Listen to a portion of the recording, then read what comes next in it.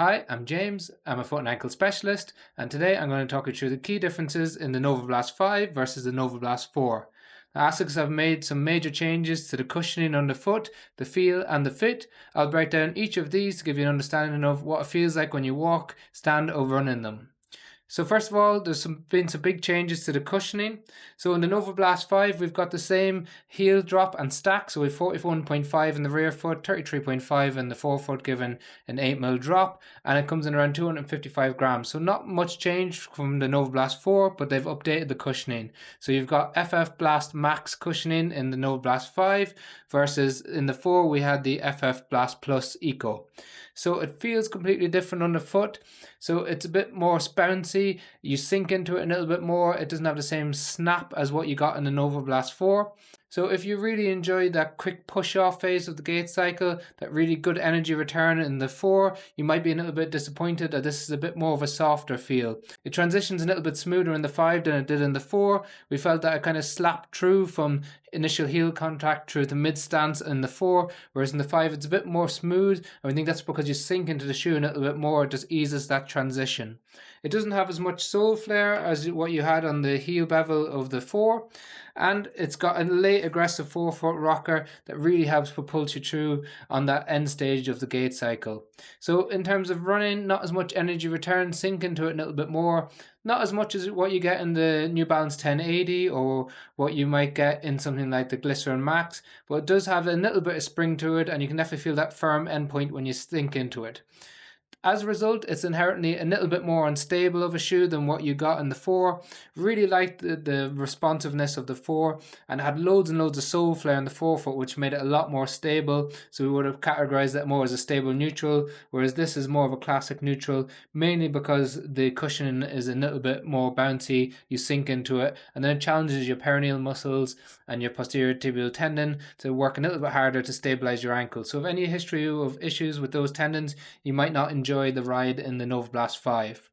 It does have some nice stability features, so it has some nice big sidewalls on the outside and on the inside of the shoe around the heel. They come up, cradle your heel, trying to give some extra elements of stability. They're coupled alongside a really stiff heel counter on the base of the heel, so that again, and when you initiate heel contact with the ground, it stabilizes your ankle and tries to keep you centered in the shoe. It has some nice sole flare on it, but not near as much as what we had in the 4. So if you look at the two of them side by side, that sole flare just comes out a little bit wider in the 4 than it does in the 5, so it gave you that extra elements of stability. And in addition to that, they've also changed the upper.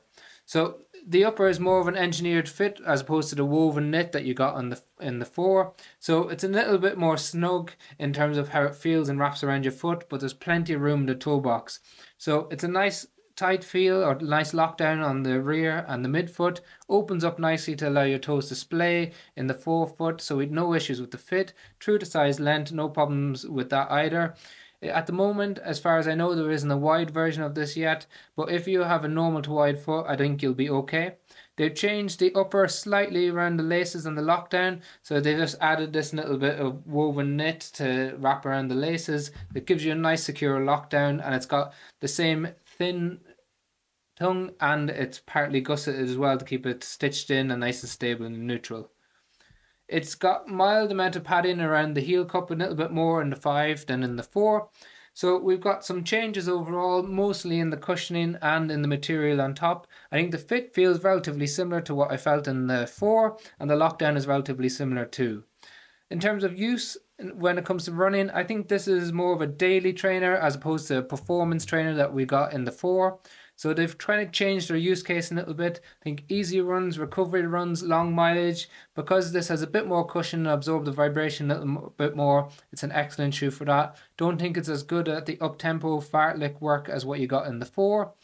Then in terms of walking all day and standing all day, I think because of the aggressive geometry of the shoe and especially the forefoot rocker, yes, you can walk in it, but probably not as good as some of the other Asics range like the Cumulus and the Nimbus.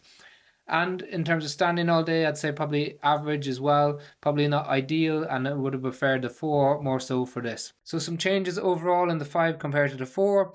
If you wanted more of a performance trainer, probably stick with the 4. If you're looking for more of a day-to-day daily trainer that eats up the miles, then I think look more towards the Novablast 5. If you've got any questions on them, then please leave them in the comment section below. We've got links to them in the description. If you buy through the links, it helps fund the channel without affecting the price. If that you opt not to do that, but you find the information helpful, really appreciate it if you can just like the video, subscribe to the channel, or share the video. Thank you very much for watching.